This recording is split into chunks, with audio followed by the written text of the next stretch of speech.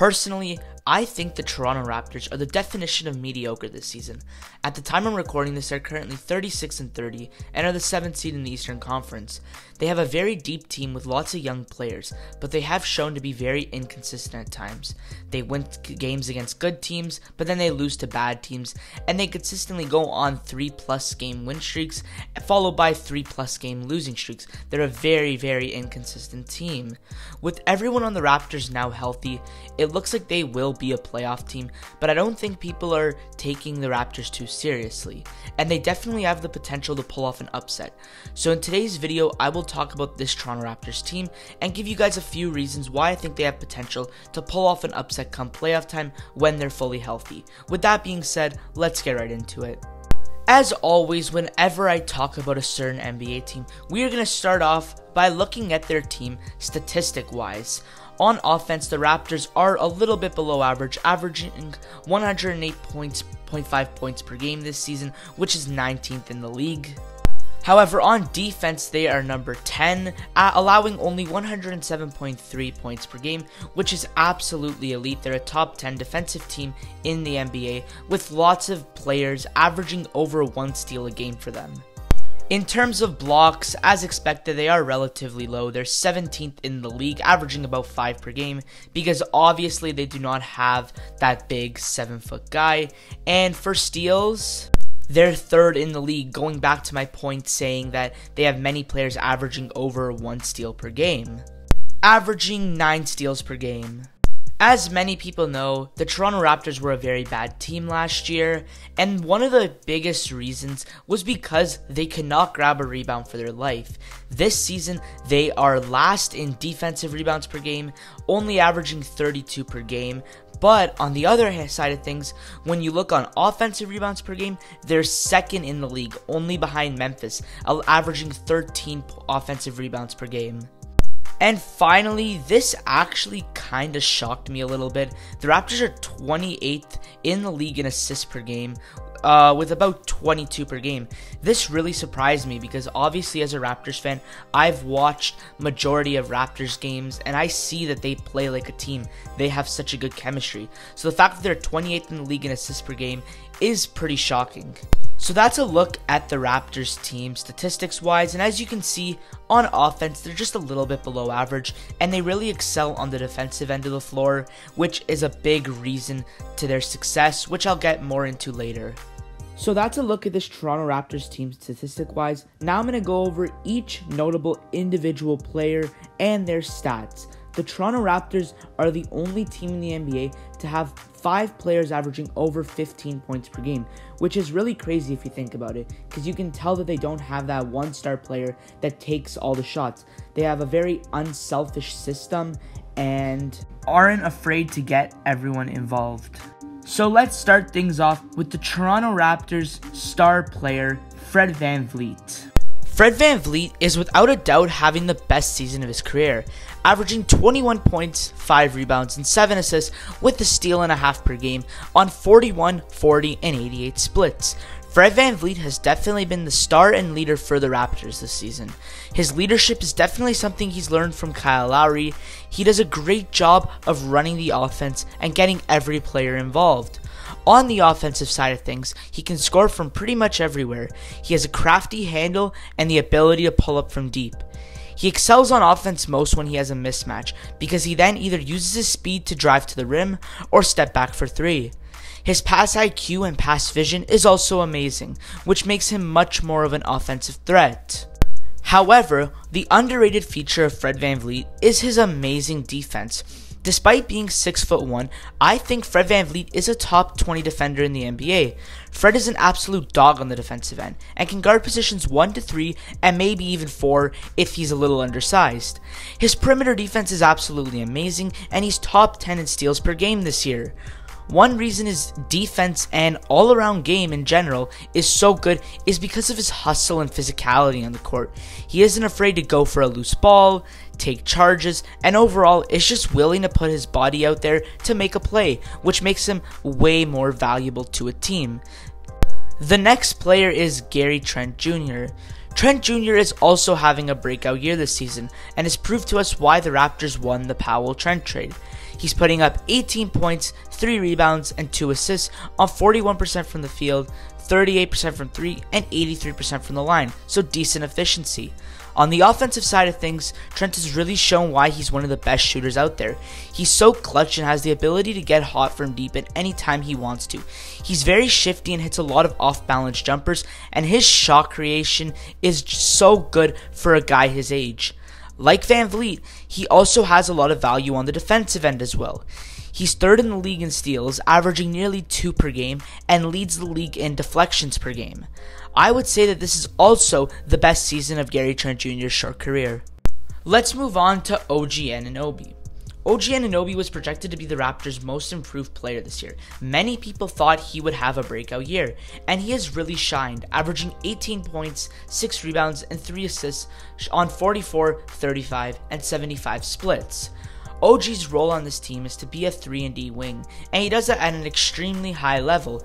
He can work off ball just like he's supposed to and get open for threes, but unlike other 3-and-D players, OG has the ability to work well with the ball in his hand and isn't afraid to drive to the rim and draw the foul. Most of his shots are high percentage, whether it's a wide open corner 3 or an easy floater over someone. On the defensive side of things is where OG Anunoby really excels. He is another one of the Raptors' versatile defenders and can guard positions 1 through 5 with ease. He averages 1.5 steals per game and almost a block per game. His perimeter defense is absolutely amazing, but he still has the ability to hold his ground against some of the taller players in the NBA. Now let's move on to the Toronto Raptors' most surprising player in my opinion, Scotty Barnes. Barnes has really surprised me this year, averaging 15 points, 8 rebounds, and 3 assists, shooting 49% from the field, 31% from 3, and 73% from the line. Scotty is another great all-around player on the Raptors. He can pretty much do anything from running an offense to guarding positions 1 through 5, and so many things in between. I've also seen his jumper slowly progress over the season, both mid-range and three-pointer, and overall I think it just makes him much more of an offensive threat. For a small forward / power forward, he does guard-like things, including having the pass IQ and mindset of a point guard. He knows how to run the offense and make his own plays. A lot of his shots, like OG Anunoby, are good high percentage shots, and they're all with effort. He isn't afraid to get out there and put his body out there. He doesn't need a certain play drawn up for him. He just goes out there and scores with ease. Scotty is so versatile on both ends of the floor, and his ceiling is sky high in my opinion. I think the Raptors got a steal of a player at pick number 4, and Masai Ujiri has proved to us once again to trust him. The final player I'm going to go in depth about on the Toronto Raptors is Pascal Syakum. Syakum's averaging 22, 8, and 5 on 48, 35, and 74 splits. Syakum has really changed his mindset this season. Before this season, he couldn't really work off the ball well, and he had to have the ball in his hands to make him valuable on offense. Otherwise, he was a borderline offensive liability. He would always call for an ISO and then post up. Then he would end up taking bad contested double team shots. However, this season, he still has done what he normally does on the scoring side of things, taking it to the rim and drawing lots of fouls, being very, very aggressive, but his playmaking has really impressed this season. He now passes the ball more and racks up more assists, and he's definitely better working off ball now opposed to previous seasons. I think Siakam's new style of play fits the Raptors system more, which is why the Raptors are playing better than last year, and why Siakam's having an all-star caliber season. I might even go as far to say that this is his best season of his career due to how impactful he's playing. And then some other notable players on the Raptors are Chris Boucher, Precious Achiuwa, Kem Birch, Thaddeus Young, Malachi Flynn, Svi Mikhailuk, and Delano Banton. Now that I've went over both the Raptors team statistic-wise and their individual players, I will now be giving you guys my 7 reasons why the Raptors definitely have a chance of upsetting a team this playoffs. People really overlook this team, and they don't seem to realize how much potential this team has come playoff time. So let's get right into the reasons. Reason number 1 is the Raptors' defense. Everything from their actual players to their defensive system, to everything defensive related, the Raptors defense is just so elite. Like I showed earlier in the video, the stats prove they have an amazing defense, and going over some of these players' defensive stats, like Fred VanVleet, Trent Jr, OG Anunoby, Scotty Barnes, they all prove that they can hold their own on the defensive end. They got 5 players averaging over a steal a game, and a bunch of players nearing a block a game.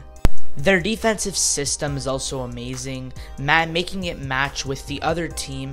If they have a star player, they'll contain the star player with an amazing defender like OG Anunoby, and if the team doesn't really have a star, they'll just make it work. The team has a switchable style of defense. You've heard me say it for so many players. They're very versatile defenders who can guard multiple positions. This leads to a switchable style of defense. A very versatile defense makes it all the more deadly because you're never going to have that one defensive liability on the court. So overall, putting in every factor, the Toronto Raptors defense is going to be so deadly with everyone healthy come playoff time. Reason number 2 is the Toronto Raptors chemistry. There's not really much to say about this. They play like a team. They get everyone involved. They do all that stuff. There's no off-court conflict. They just mesh well. Though they are a relatively new team, Trent's been there for a year and a half. Scotty's only been there for a year. The team plays like they've been playing for so many years, and that's really gonna help when you don't have to worry about off-court conflict. Reason number 3 is health. The Toronto Raptors did have a slow start to the season, but ever since the team or their main players became healthy, they have absolutely been dominating.